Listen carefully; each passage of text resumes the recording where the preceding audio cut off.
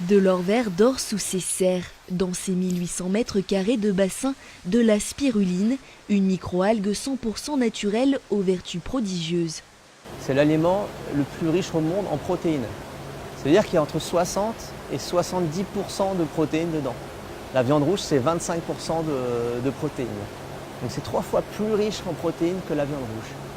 Martin Petitjean est l'un des premiers spiruliniers de France. Il a ouvert sa ferme aquacole en 2010 à Gignac. Un environnement particulier a été recréé.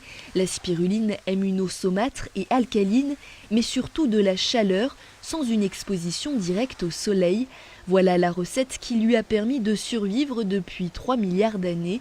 Cette cyanobactérie est l'ancêtre des végétaux. De nombreuses civilisations l'ont consommée à travers les âges. La source la plus ancienne, c'est les Aztèques. Il y a les colons espagnols qui ont fait des planches et qui décrivaient comment, sur le bord de lacs, les gens récoltaient la spiruline. Et c'est une récolte qui existe actuellement au Tchad.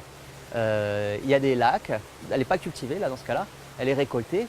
Et on fait sécher de la spiruline sur le sable et on obtient de la spiruline sèche, qui est un aliment qui s'appelle le dié là-bas. Une fois écumée, la spiruline se récolte sous forme de crème qu'il faut tamiser. Il reste encore un peu d'eau, un peu de milieu de culture, un peu d'air, donc on va vraiment finir de tout égoutter pour vraiment récolter que la spiruline. L'algue est ensuite pressée, puis transformée en longs fils de pâte, des sortes de spaghettis.